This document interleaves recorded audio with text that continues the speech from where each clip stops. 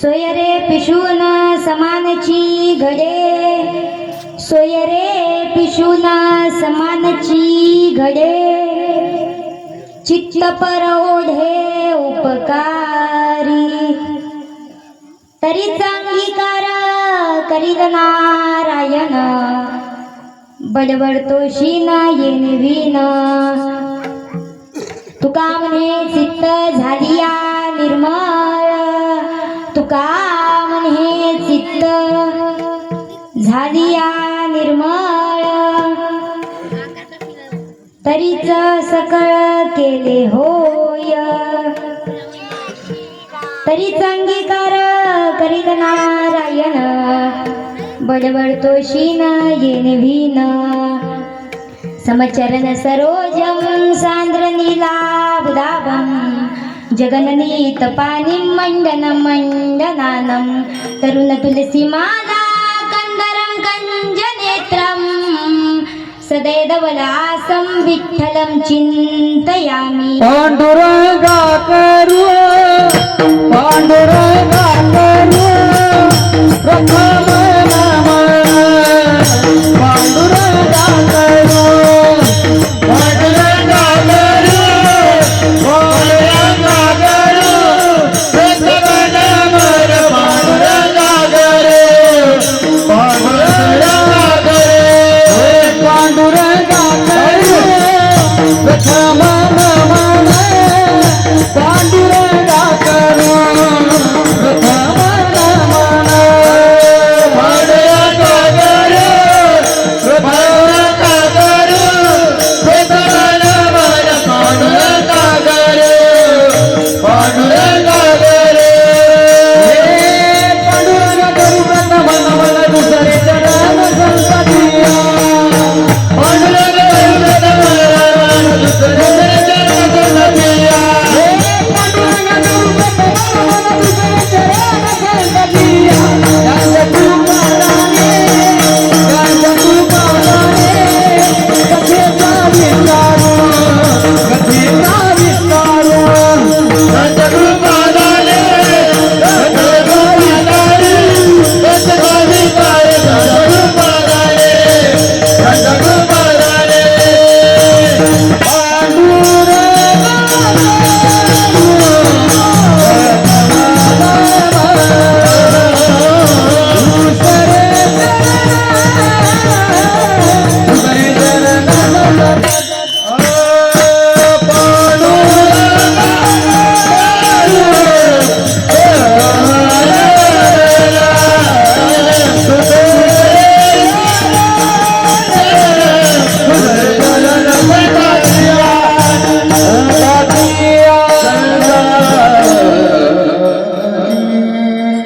पांडुरंगा करू प्रथम नमन, दुसरे चरण संतांचिया, त्यांच्या कृपादाने कथेचा विस्तारू, बाबाजी सद्गुरु दास तुका, अलंकापुरी रम्य सिंहासनस्थं, पदंभुज तेजस्वी कुलदीपदेशं, विदेन्द्रादिदेवै सदा तुल्यमानं, समाधिष्टमूर्तिं ज्ञानदेवम्। ओम नमो ज्ञानेश्वराय,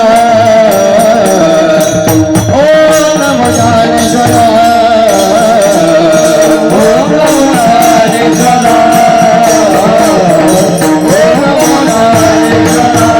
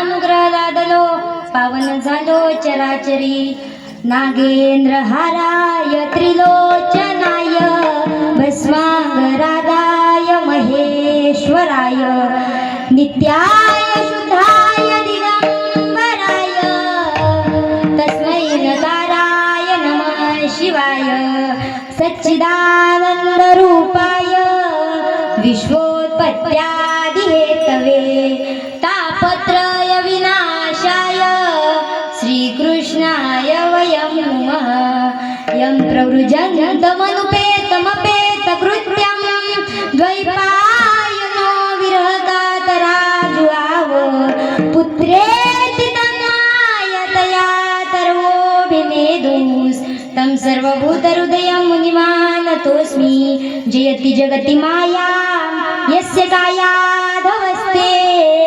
वचनचनमेकं केवलं चाकलय्य ध्रुवपदमपि यातो यत्कृपातो ध्रुवोऽयं सकलकुशलपात्रं ब्रह्मपुत्रं नतास्मि भजे व्रजे कमण्डनं समस्तपापखण्डनं स्वभक्तचित्तरञ्जनं सदैव नन्दनन्दनं सुपिच्चगुच्चमस्तकं सुनादवेणुमस्तकम् अनङ्गरङ्गसागरं नमामि कृष्णनागरम् अनङ्गरङ्गसागरं नमामि कृष्णनागरं कस्तूरी तिलकं ललाटपटले वक्षस्थले कौस्तुभं नासाग्रे वरमौक्तिकं करतले वेणुकरे कङ्कणं सर्वाङ्गे हरिचन्दनं सुललितं कण्ठे च मुक्तावली गोपश्री परिवेशितो विजयते गोपालचूडामणि मनोजवं मारुततुल्यवेगं जितेन्द्रियं बुद्धिमतां वरिष्ठं वातात्मजं वानरयूथमुख्यं श्रीरामदूतं शरणं प्रपद्ये नमो सद्गुरु तुकया ज्ञानदीपा नमो सद्गुरु सच्चिदानन्दरूपा नमो सद्गुरु भक्तकल्याणमूर्ती नमो सद्गुरु भास्करा पूर्ण कीर्ती जयांची केली स्मरण होय सकळ विधेचे अधिकरण तेची वंदू श्री चरण श्री गुरूंचे मी तरी बालक बोबडा बोले का वाकुडा विचुका पाऊले ते सोच करुणी माऊले रिजे देवी ते नमस्कारुनी आता विठ्ठल हल विठ्ठल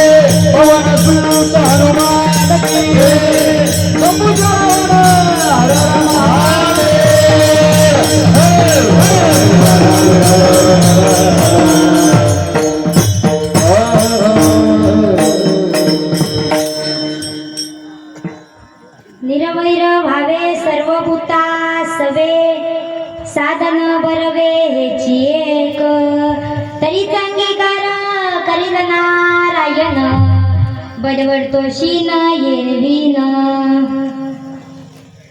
आपल्या सुंगी पाटा पुण्यवसन पुण्यभूमी येते माझे वडील श्री हरिभक्ती पारायण प्रेममूर्ती परमेश्वरजी महाराज शापूरकर यांच्या नियोजनाखाली आणि सर्व गावकरी मंडळींच्या सहकार्याने चालत असलेला हा अखंड हरिनाम सप्ताह. या अखंड हरिनाम सप्त्यातील आज चौथा दिवस. चौथ्या दिवसाची कीर्तन रूपी सेवा माझ्यासारख्या एका पामराकडे आलेली आहे. या कीर्तन रूपी सेवेकरिता निवडलेला अभंग सुप्रसिद्ध संत देहू निवासी वैराग्यमूर्ती श्री संत शिरोमणी जगतवंदे जगद्भूषण जगद्गुरु तुकोबाराय यांचा 4 चरणाचा 4092 मधला सर्वांच्या पाट्यातला सर्वांच्या परिचयातला किंबहुना तरी सर्वांच्या कानपाटातला असा हा उत्कृष्ट अभंग आजच्या सेवेसाठी निवडलेला आहे. विठ्ठल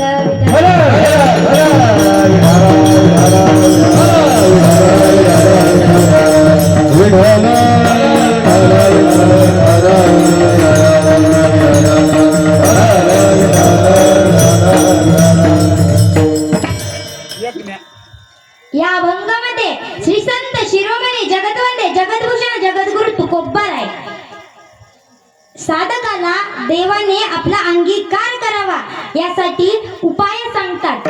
एक उपाय सांगतात, पण ते केव्हा सांगतात, कुणाला सांगतात आणि ते का सांगतात याचे थोडे चिंतन या अभंगामध्ये पाहू. विठ्ठल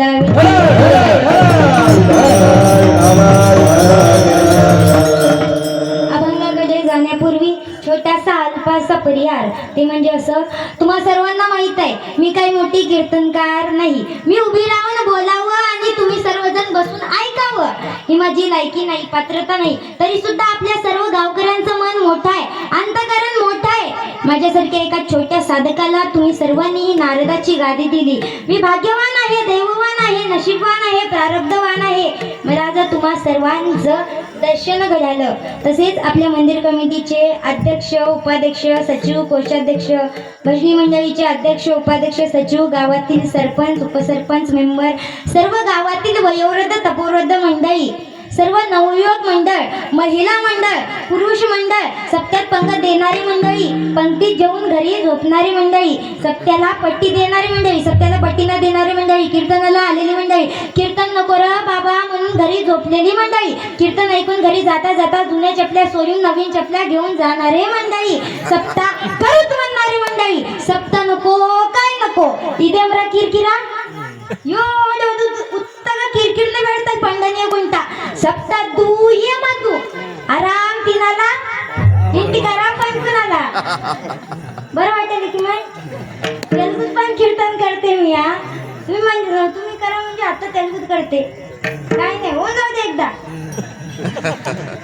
नको बाबा राहू द्या. मी बोंबलून जाईन काय तर तुम्हाला सगळे डोक्याच्या वरून जाईल नसता काही बाया येऊन तोंडावर माझ्या डायरेक्ट तोंडावर म्हणते माय 2 घंटे काय बोंबाली की पोरगी आम्हाला काहीच कळलं नाही. राहू दे आपल्या मराठी भाषा चांगली आहे. तुम्ही सर्वांनी या ठिकाणी मला प्रेमानं बोलवलं त्यामुळे आज या नारदांच्या गादीवर येण्याचा योग आला. विठ्ठल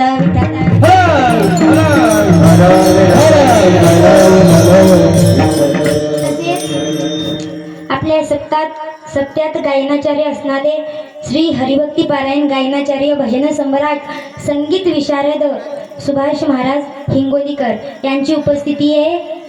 तसेच तिकडे गायनाचार्य असणारे श्री हरिभक्ती पारायण भजन सम्राट संगीत विशारद परमेश्वर महाराज हिंगोलीकर यांची उपस्थिती आहे. तिकडे गायनाचार्य असणारे श्री हरिभक्ती पारायण गायनाचार्य भजन सम्राट संगीत विशारद साईनाथ महाराज हनुमान हिप्परगा यांची उपस्थिती आहे. इकडे मृदंगाची साथ असणारे श्री हरिभक्ती पारायण मृदंगाचार्य मृदंग सम्राट आदरणीय माऊली महाराज हनुमान हिप्परगा यांची उपस्थिती आहे. जरा या रत्नांसाठी जरा जोरदार टाळ्या होऊ द्या. त्यांनी आज एक दिवस घरी राहीन आता, पण आपलं किती भाग्य असेल की त्यांनी आपल्याकडे या. म्हणजे आता बघून घ्या आपण किती भाग्यवान आहोत की. विठाला विठाला.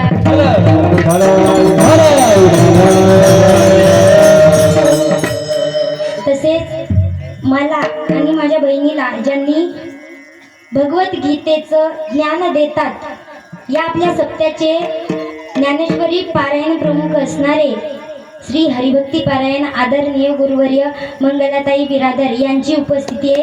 यांच्याही चरणावर साष्टांग दंडवत. तसेच इथं माझी बहीण बसली, छोटी बहीण, माझ्यापेक्षा छोटी आहे. श्री हरिभक्ती पारायण कुमारी बालकीर्तनकार भक्ती दिदी शापूरकर, तिनं सुद्धा तेलुगू मराठी दोन्ही कीर्तन करते. तुम्हाला वाटलेलं असेल मायांना, माय एवढी पोरगी बरी बोलाली, माय मी सांगायले तिनं माझ्यापेक्षा काय बोलते. ऐका नाही आलं तुम्ही, एकदा बोलायला सुरू झाली, थांब ना, बरं झालं तिनं उभा टाकायला असं मलाच बोलू देत नव्हती. तिची उपस्थिती आहे. तसेच इकडे नरंगलून आलेले आमचे हा नरंगूल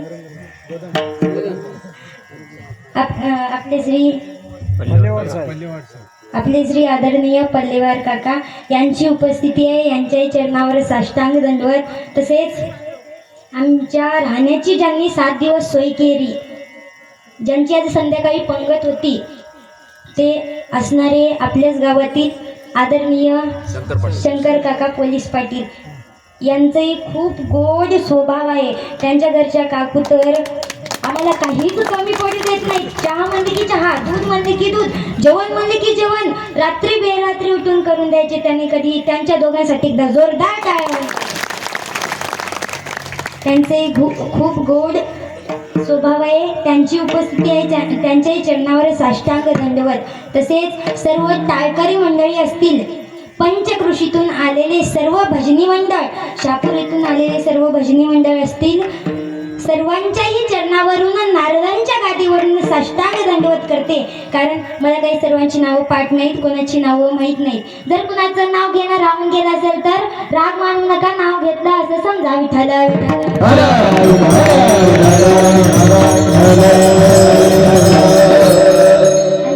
माझे वडील, माझे गुरुवरी असणारे श्री हरिभक्ती पारायण प्रेममूर्ती परमेश्वरजी महाराज शापूरकर यांच्या कृपाशीर्वादाने मला देवाने जशी बुद्धी देईल तशी, साधू संतांची जशी माझ्यावर कृपा होईल तशी, तुम्हा सर्वांचा श्रोते मायबांचा आशीर्वाद माझ्यावर जसा होईल तसा मी फक्त 1 तासभर चिंतन करण्याचा प्रयत्न करते. तरी सर्वांना विनंती आहे, आपलं एक छोटंसं बाळ, आपलीच मुलगी आहे असं समजून कीर्तन ऐकावं. आणि कीर्तन होईपर्यंत कुणीही आपल्या जागेवरून उठू नका, कोणीही कोणाला बोलू नका, आणि सर्वजण मन घट्ट करून बसू राहा, झोपू नका. कारण मला माहित आहे 4 दिवसापासून तुम्हाला झोप नाही. आता तिकडे भोजन होतं, सगळ्यांचं जेवण झालं, आई रुपाळी होजेपर्यंत एका मायची एक झोप सुद्धा झाली. मी तुलाच बघा येते, माय डोळे झाकायली उघडली, मागची माय उठी लागली, उठ माय, पुढची माय झोप लागली. झालं माय 1 घंटाभरच बोलते. आता 4 दिवस झाल्यावर कोण ऐकायला येणार, कोणी सांगायला येणार. आई काही लोक म्हणतात, आई पुढच्या वर्षी बघू, पुढच्या वर्षी राहिलंच तर तू बघतोस काय ना कीर्तन, त्याची काही गॅरंटी नाही. म्हणून 1 तासभर फक्त लक्ष देऊन चिंतन ऐकावी.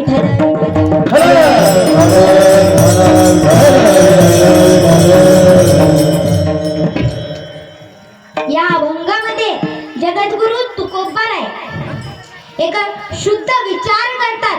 या जन्मामध्ये त्या देवाने आपल्याला जवळ घ्यावं याचा विचार करतात.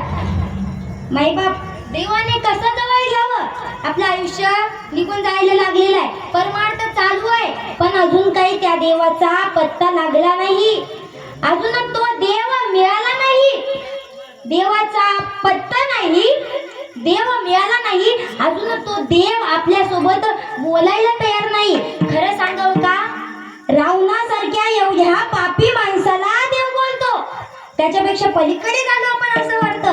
काय चुकत असेल आपलं, अजून काही देवाचा पत्ताच लागला नाही. विठाला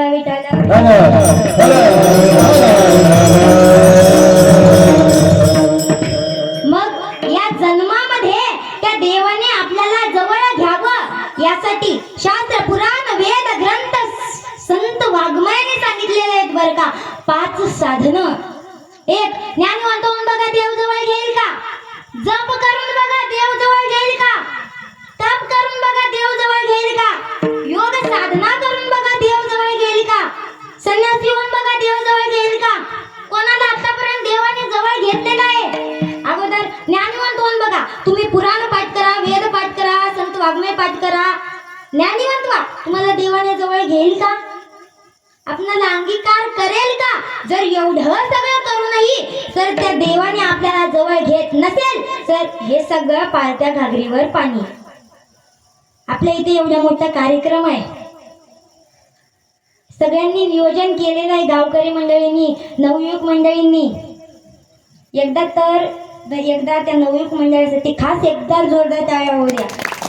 त्यांनी एवढं एकत्र मिळून नियोजन करतात, एवढे काम करायले असं वाटतच नाही. पहिल्या वर्षीचं सप्ताह आहे म्हणून ताई म्हणालेत मला परवा. ताईला सांगितलं, ताई हे पहिल्या वर्षीचं सप्ताह आहे. ताई म्हणायच्या खोटं आहे, पहिल्या वर्षीचं सप्ताह नाहीये, किती दिवसापासून चालत आले की असं वाटायले. मग तुम्ही सर्वांनी मिळून एवढ्या गोड नियोजन करताय, हे सगळं कशासाठी. फक्त आपलं परमार्थ घडावं म्हणून. भरपूर परमार्थ झालेला आहे, पण अजून काय त्या देवाचा पत्ता लागला आहे का. नाही. अजून तो देव मिळाला आहे का. नाही. मग ज्ञानीवंत झाल्यानंतर तो देव आपल्याला जवळ घेईल का. मग ज्ञानीवंत होऊन बघा. एके दिवशी तुकोबाराय पळत निघाले. जात असताना वाटेत भेटलेल्या लोकांनी विचारलं, महाराज कुठं. तुकोबारायांनी सांगितलं, त्या देवाला भेटण्यासाठी निघालो रे. महाराज तुम्हाला देव भेटेल का. हो म्हणला. कुठे आहे तो देव. असं ज्ञानीवंतांच्या घरी देव आहे आता मला कळालं, त्यामुळे ज्ञानीवंतांच्या घरी देवाला भेटण्यासाठी निघालो. तुकोबारायांनी नाचत उड्या मारत गेले. शास्त्रींच्या घरी गेले, पंडितांच्या घरी गेले, ज्ञानीवंतांच्या घरी गेले, पण देवाचा काही पत्ता लागला नाही.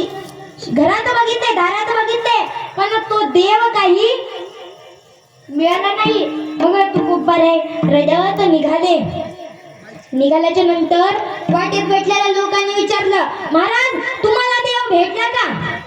तुकोबारायांनी सांगितलं, शास्त्रींच्या घरी पंडितांच्या घरी देव नाही. मग तुकोबाराय रडत निघाले, अरे देवा तू अजून मला भेटणार नाहीस. अरे तुझ्यासाठी माझ्या संसारावर पाणी घातलं रे बाबा. लोकांनी निंदा केली, ऐकून घेतलं, लोकांनी गावातून हाकलून दिला, तरी तुझा भजन सोडलं नाही. अरे माझी बायको मरून गेली, भजन सोडलं नाही. मुलगा मरून गेला, भजन सोडलं नाही, तरी सुद्धा तुझा काही पत्ता लागला नाही. मग निंदक लोकांनी पुढे आले, महाराज तुम्हाला देव मिळाला का. तुकोबारायांनी सांगितलं, नाही हो मिळाला नाही. तुम्ही तर म्हणलो की ज्ञानीवंतांच्या घरी देव आहे म्हणून. हो मला कळलं, ज्ञानीवंतांच्या घरी देव आहे. मी गेलतो देवाला भेटायला. हा ज्ञानीवंतांच्या घरी त्यांच्याकडे देव नाही. मग काय आहे त्यांच्याकडे. ज्ञानी यांच्या दारी चोजबिता देव ते अहंभाव पाठी लागे. ज्ञानीवंतांच्या घरी देवाला बघितले, पण त्यांच्याकडे त्यांना देव मिळाला नाही. त्यांच्याकडे मी पण आहे, अभिमान आहे. म्हणून बघा ज्यांच्याकडे ज्ञान आहे, ज्यांच्याकडे विद्वत आहे, त्यांच्याकडे अभिमान नाही असतो. ज्ञानोबाराय सांगतात, अभिमान आला तर संकटे लागतात. काय नवल सांगावे, नवल अहंकाराची गोठी, विशेषण लगे अज्ञानापाठी, संज्ञानाची झोंबे कंठी, नाना संकटी नाचवी. बघा तुकोबारायांनी देवाला प्रार्थना करत असताना काय करतात. देवा हे पांडुरंगा परमात्मा, अरे मला ज्ञानाची गरज नाहीये. का तुकोबा, मला ज्ञान नकोय. मग काय लागते. नको ब्रह्मज्ञान आत्मस्थिती भाव, मी भक्त तू देव ऐसे करी. बघा तुकोबारायांनी देवाला म्हणायला लागले, देवा मला ज्ञानाची गरज नाहीये. कारण ज्ञान आल्यामुळे अभिमान येतो, आणि अभिमान आल्यामुळे तू माझ्यापासून दूर जातोस ना, त्याच्यासाठी मला ज्ञानाची गरज नाहीये. बघा ज्ञानीवंत झाल्यानंतर सुद्धा तो देव आपल्याला जवळ घेईल याची काही गॅरंटी नाही. म्हणून आपण ज्ञानीवंत होण्याच्या भानगडीतच पडू नये. चला दुसरं साधन करून बघावं, जप करून बघावं. आता जप केल्यानंतर तो देव आपल्याला जवळ घेईल का.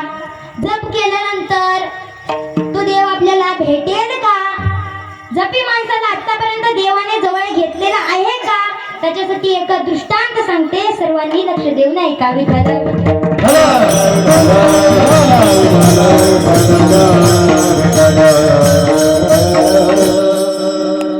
असंच एका गावामध्ये एक नवरा बायको राहत होते, पती पत्नी. एक दिवस नवऱ्याचं स्नान झालं, जप करायला बसतो. जप सुरुवात करतो, रामकृष्ण हरी रामकृष्ण हरी रामकृष्ण हरी.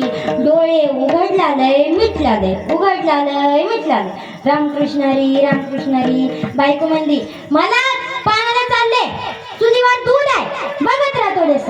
यानं म्हणला रामकृष्ण हरी रामकृष्ण हरी. आता तिनं बाहेर जायला, मांजर मध्ये यायला. याला राग आता, रामकृष्ण हरी. मांजर म्हणले, काय बी कर नसतो का, तुझ्या हातामध्ये माय काय करतो. मांजर थोडस चुलीच्या जवळ सरकलं, याचा आवाज वाटला, रामकृष्ण हरी. मांजर म्हणले, काय बी करणास र तू, अजून थोड्या चुलीच्या जवळ सरकलं, या ना रामकृष्ण हरी. मांजर म्हणले, किती बी मन, मी दूध पिऊन आज जातो. त्याला दुधात तोंड घालाव. याला राग मार फेकून मांजराला मारतं. मांजराच्या गळ्यात त्याला गेला. पण काय करता असले, असलं काही कामाचं आहे का. बघा निळोबाराय सांगायला लागले, जपता मंत्र वेद चवीची घाली घाला, करिता दान धर्मे भोगविता सोहळा, सोहळे मिरविता विधी विरोध आगळा. आता हेची बरवे धनिवारी द्याऊ याला हो, धन्य ही आनंदाची सापडली वेळ. ज्ञानोबाराय हरिपाठामध्ये सांगायला लागले, विष्णू विना जप एक तर त्याचे ज्ञान. आपण जप करत असताना देवाचं नाम नाही त्याच्यामध्ये, तर काही कामाचं नाहीये. वाऊगाची श्रम व्यर्थ जाई, वाऊगाची श्रम व्यर्थ जाई,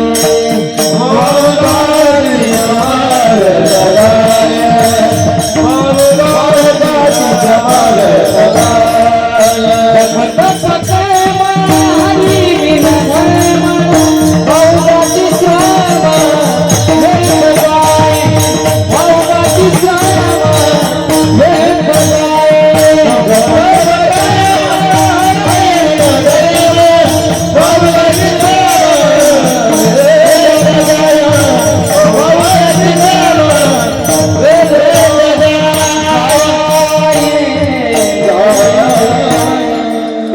जगत हरी बिन धर्म, वाऊगाची श्रम व्यर्थ जाई, वाऊगाची श्रम श्रम व्यर्थ जाय.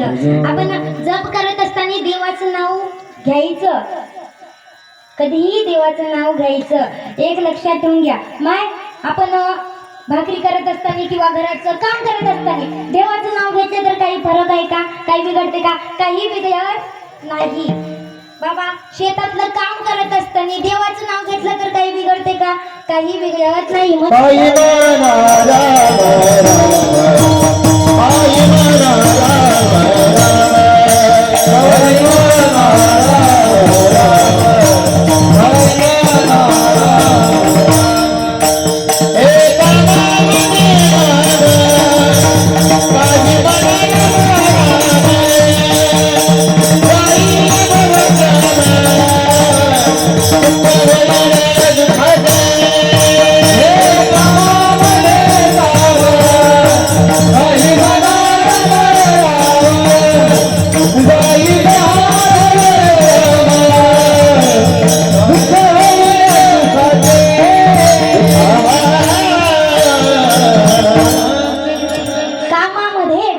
काही म्हणा राम राम.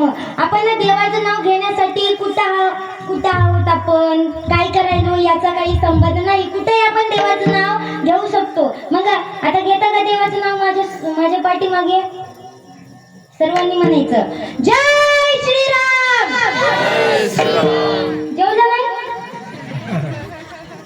आवाज, जय श्रीराम, जय जय श्रीराम. पवन सुत हनुमान की, कपिवार्य महारुद्र हनुमान की, हर हर हर हर. छान वाटलं की नाही? वाजवा मग तुम्हीच तुमच्यासाठी टाळ्या. विठ्ठल विठ्ठल.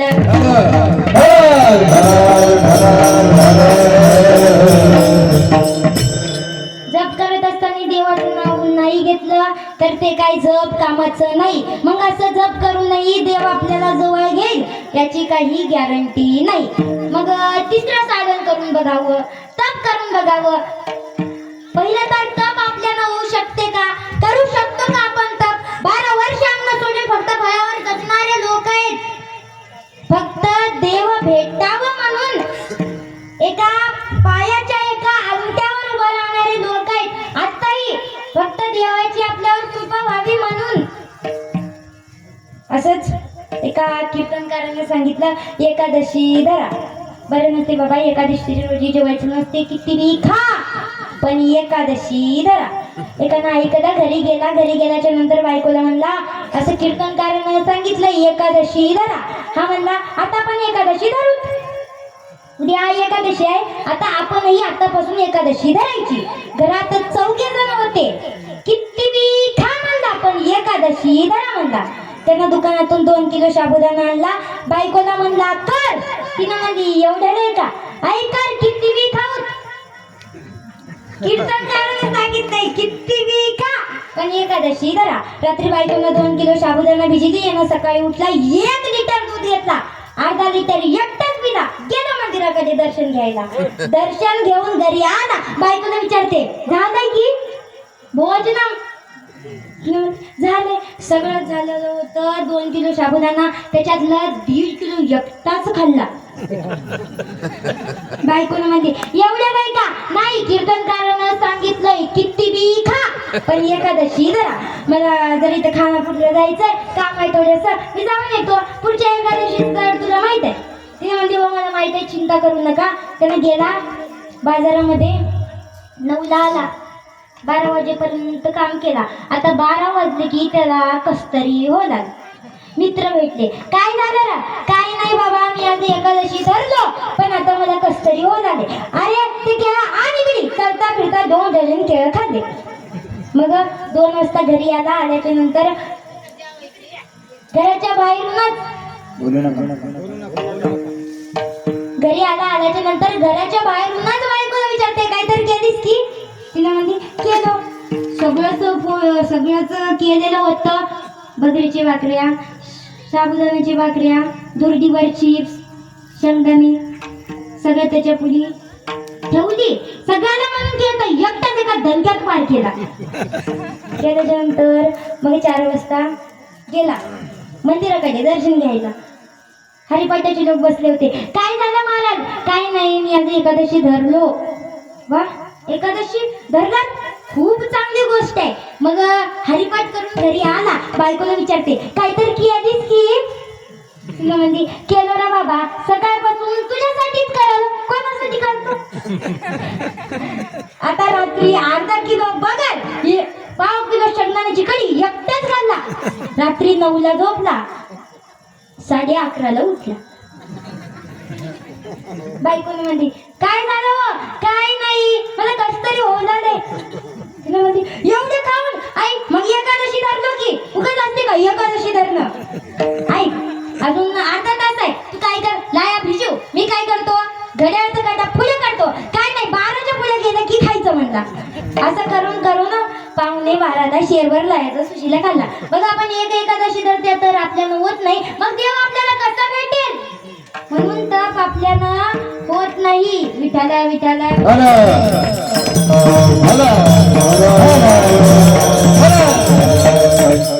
तप करत असताना या शरीरातले 6 विकार, त्याच्यातले 2 विकार करणाऱ्याला तप करू दिले नाही. करिता तपे काम क्रोध खवळती. तप करावे तर काम क्रोध खवळतात. विश्वामित्र ऋषी यांचा घात सुद्धा कामानेच केला. भस्मासुर मुखला प्राणासी, तेची गती झाली वालीची. विश्वामित्र सारिका ऋषी नाडीला तेने. म्हणून तप आपल्याला होत नाही. 60,000 वर्ष तप केलता कोण? रावण.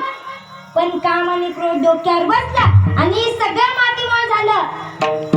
वसनेच्या संगे नकुला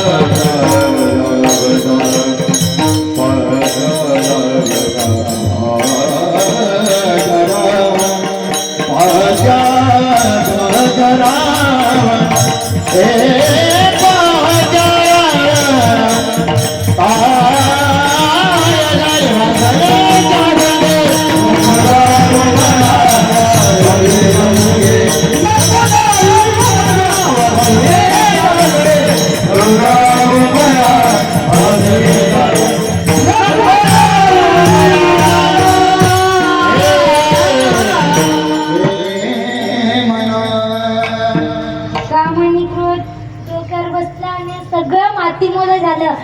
त्याचं आयुष्य किती होतं? 56 युगाचं आयुष्य, 80,000 बायका, 1,00,000 पोरं, 1,15,00,000 नातू, 1,15,00,000 बंधू, सप्तकोटी घरी शुद्ध कांचनाची, 7 लक्ष घरी काचेची, 7 लक्ष घरी तांब्याची, पुरी लंका सोन्याची, 33 कोटी देवता ज्याच्या ताब्यामध्ये बिनपगारीचं काम करत होते. वाऱ्या देवाने झाडून करायला, पावसानं सध्या सरवण करायला, अग्नी देवानं स्वयंपाक करायला, सटवीनं बाळपण करायला, ब्रह्मदेवानं पंचांग सांगायला, गणपती बाप्पानं गाडीवर लागायला, 9 ग्रहाच्या पायऱ्या करून त्यांच्या छतावर पाया देऊन सिंहासन गादीवर बसणारा, कैलासाला हलवायची ताकद ज्याच्यामध्ये होती ना, त्याला राजा रावण असे म्हणतात. एवढा बलवान असणारा रावण पण काम आणि क्रोध डोक्यावर बसला आणि सगळं मातीमोल झालं. एवढेच नाही तर त्याला भजन करत असताना आपल्या मुंडकं तोडावं आणि देवाच्या पायावर ठेवावं.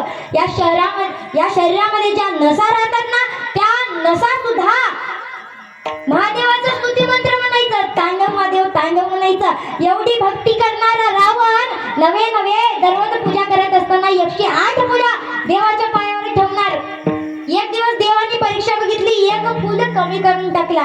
रावणाला वाटलं बसलेलं उठलं तर पाप लागते आणि एक फुल कमी ठेवलं तर आतापर्यंत केलेली सगळी पूजा वायाला जाणार.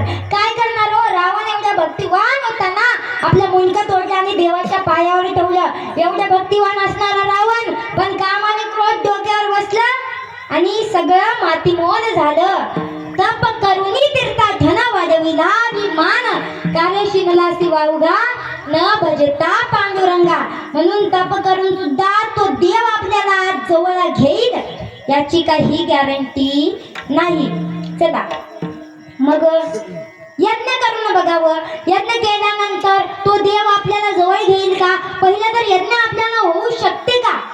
यज्ञ करत असताना त्या यज्ञ कुंडाच्या आहुतीमध्ये हातीच्या सोंडाऐवजी तुपाची धारा 1 वर्षभर चालू ठेवावं लागते म्हणून यज्ञ आपल्याला होत नाही.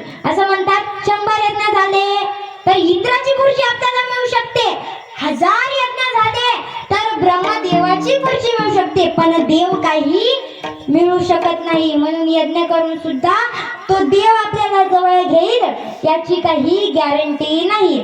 चला मग 5वं साधन करावं, योग साधना. योग साधना केल्यानंतर तो देव आपल्याला जवळ घेईल का? त्याच्यासाठी ज्ञानोबारायांनी हरिपाठामध्ये प्रमाण देतात. योग याग विधी येणे नोहे सिद्धी, वयाची उपाधी गंमत. उपाधी रहित बाबा, हे सगळं उपाधी रहित आहे. मग एकानं म्हणलं बरं ताई उपाधी रहित म्हणता का? मी जातो आता घरी, माझ्या संसाराला सोडून देतो. घरी गेला, चाव्या फेकून दिला आणि बायकोला म्हणला मी निघालो आता. तिनं म्हणजे कुठं? संन्यास घेतो आता, मला या संसारामध्ये राहायचं नाही. तिने म्हणते का नाही, असं केल्याने मला देव जवळ घेणार आहे. बघा, संन्यास घेतल्यानंतर देव जवळ घेईल याची काही गॅरंटी. संन्यासी महात्मे आहेत आता सुद्धा, त्यांना आतापर्यंत देवाने जवळ घेतलेलं आहे, पण घेईलच सशब्द नाही बरं का. दाढी वाढवणारा देव जवळ घेईल याची काही, केस वाढवले म्हणून देव जवळ घेईल याची काही मी सांगत नाही. महाराज सांगायला लागले, भगवे तरी श्वान सहज वेश त्यांचा. कबीरदास महाराज सुद्धा सांगायला लागले, जे डावडाही बहुत जडाही कैता जग में सीता सीता नवचित न बात न जाने तू बालपनो का गद्दा कैसा जोग गमाया बे ये क्या ढोंग मचाया बे भगवे कपड़े सिर मुंडावे के त जग में सन्यासी सन्यासी की गत न्यारी तू तो पेट के उपदेशी. हे सगळं पोटासाठी आहे हो. अशाने आपल्याला देव जवळ घेईल याची काही गॅरंटी नाही. मग एक जीव रडायला लागला, अजून मला तो देव मिळाला नाही म्हणून एक जीव रडायला लागला. बघा, संत महात्म्यांनी सांगतात, देव भेटला नाही म्हणून रडत जायचं काही नाही. विठ्ठला विठ्ठला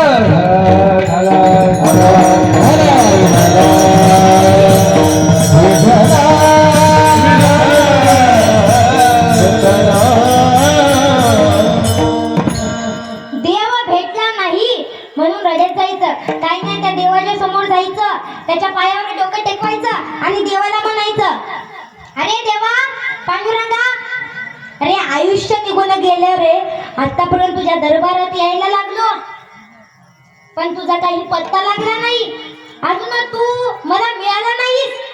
अरे माहित आहे, ज्ञानोबारा एवढे माझ्याकडे ज्ञान नाही, तुकोबारा एवढे वैराग्य नाही माझ्याकडे, नाथबाबाने एवढी शांती नाही, नामदेवरायाने एवढी भक्ती नाही. देवा, रावणा एवढं मी कुठं पाप केलं नाही, कुंभकर्ण एवढे पाप केलं नाही, तू त्यांना भेटायला तयार आहेस, पण मला का भेटत नाही देवा. बघा, नारदांच्या गादीवर उभी राहिले, खोटं बोलणार नाही. भगवान पांडुरंग परमात्म्याची शपथ घेऊन सांगते, दररोज देवाच्या समोर जाऊन आपल्या डोळ्यातले 2 थेंब, फक्त 2 थेंब देवाच्या पायावर टाकायचं आणि दररोज सतत असं देवाला म्हणत राहायचं. बघा, मरेपर्यंत एकदा का होईना तो देव आपल्याला साक्षात्कार होऊन दर्शन द्यायपर्यंत राहणार नाही, त्याची ही गॅरंटी आहे. आपण रडतो, कोण रडत नाही, सगळेच रडतात, पण देव भेटावा म्हणून रडत नाही. आपण आपल्या संसाराचं दुःख सांगत रडतो, देव रडतोय हो आपल्यासाठी. काय तुझ्या संसाराचं सांगतोस मला, एकदा मला घरी ये म्हण, मी तुझ्या घरी यायला तयार आहे, तुझ्यासोबत बोलायला तयार आहे, तुझ्या हातचं जेवण करायला तयार आहे. तू एकदाही मला घरी बोलवलं नाहीस, देव म्हणते म्हणे. मग मला देव भेटला नाही म्हणून एक जीव रडायला लागला. रडत असताना एका संत महात्म्यांची भेट झाली, त्यांच्या पायावर डोकं ठेवण्यात आलं आणि रडत असताना संत महात्म्यांनी विचारलं, काय झाले रे बाबा, का रडता. तेव्हा सांगितलं, महाराज मला कधी देव भेटणार आहे, कधी माझ्या जन्माचं सार्थक होणार आहे, सांगा ना महाराज. सांगितलं, अरे बाबा देव भेटावं असं तुझ्या मनामध्ये इच्छा आहे ना. हो इच्छा आहे. मग एक काम करतोस का. हो करायला तयार आहे, पण महाराज मला शास्त्र पुराण वेद ग्रंथ ह्याच्यातनं मला काहीच माहित नाही. अरे हे काहीच करायची गरज नाही, फक्त एक छोट साधन आहे. लहान लेकरांपासून ते वयोवृद्ध असणाऱ्या म्हाताऱ्यांपर्यंत हे साधन करू शकतात. ऐका, तो साधन आपणही करू शकतो, आपण सर्वजण इथं असलेले साधन करू शकतो. तो साधन केलं तर तो देव आपल्याला जवळ घेतो, आत्ताही इथून पुढेही. मग साधक म्हणाले, महाराज कोणतं साधन आहे सांगा. तुकोबारायाने सांगायला लागले, अभंगाच्या प्रथमचरण.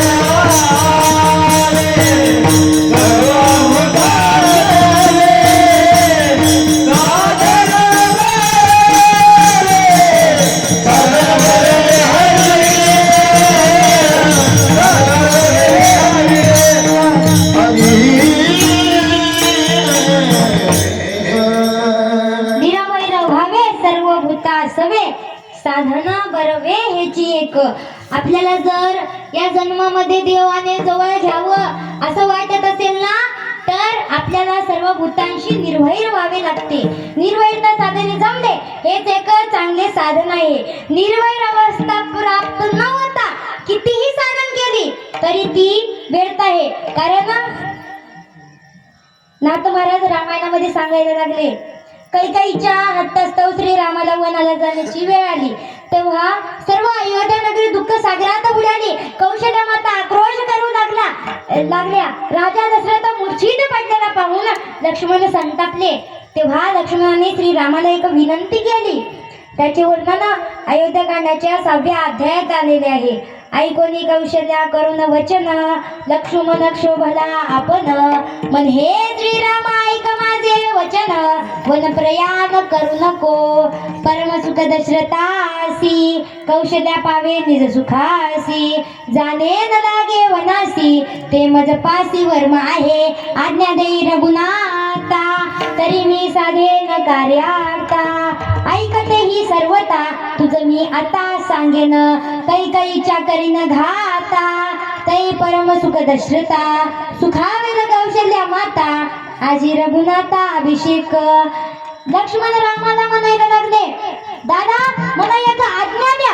मी एक काम करतो जेणेकरून पिताश्री सुखावतील, माता कौशल्या देखील आनंदी होईल आणि सर्व प्रजा देखील सुखी राहील. मला त्या कैकेयीची वध करण्याची मला परवानगी द्या. एवढे ऐकून रामाने लक्ष्मणाला जवळ घेऊन म्हणाले, अरे लक्ष्मणा, कितीही झाली तरी कैकेयी आपली आई आहे. आपण आपल्या स्वार्थाकरिता एवढे पाप कर्म करण्याचा विचारही करू नये.